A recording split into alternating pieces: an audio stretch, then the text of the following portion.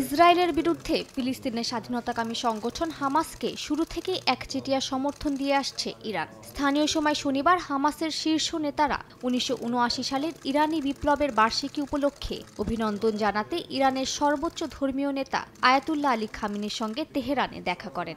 এই সময় খামেনি ইসরায়েলকে পরাজিত করার জন্য হামাসকে সাধুবাদ জানান। তিনি বলেন, ইসরায়েলের হার মানেই যুক্তরাষ্ট্রের পরাজয়। খামেনি দাবি করেন, এই দুই দেশের কোনো লক্ষ্যই অর্জন করার সুযোগ দেয়নি হামাস।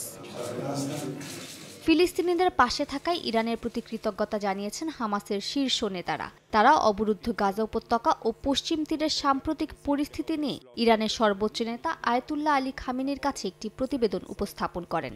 এ সময় হামাসের ভারপ্রাপ্ত প্রধান আল হাইয়া ইরানের সর্বোচ্চ নেতাকে বলেন, তারা অত্যন্ত গর্ব নিয়ে তার সঙ্গে সাক্ষাৎ করছেন। এ সময় খামেনি যুক্তরাষ্ট্রকে হুঁশিয়ার করে বলেন, ইরানের বিরুদ্ধে মার্কিন হুমকি এ দেশের জনগণের মানসিকতায় কোনো প্রভাব ফেলতে পারেনি। অর্ধেক পাউডারে দ্বিগুণ উজ্জ্বলতা, নতুন রিন অ্যাডভান্সড অর্ধেক পাউডারে দ্বিগুণ উজ্জ্বলতা। গেল শুক্রবার খামেনি যুক্তরাষ্ট্রের সঙ্গে আলোচনার মাধ্যমে সমঝোতার বিষয়টি উড়িয়ে দেন। তার এই সিদ্ধান্তের সঙ্গে একমত পোষণ করেন ইরানের পার্লামেন্টের স্পিকার বলেন, যুক্তরাষ্ট্রের সঙ্গে সমঝোতা কোনোভাবে সম্মানজনক হবে না। তিনি আরও জানান, খামেনির নির্দেশনা অনুযায়ী প্রেসিডেন্টের পরবর্তী পদক্ষেপ নেওয়া উচিত হবে।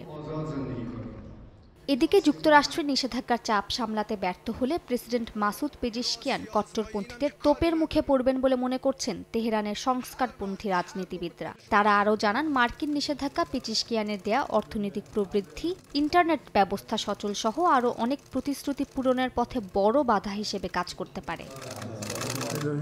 মালিহা সুহরাওয়ার্দী, সময় সংবাদ।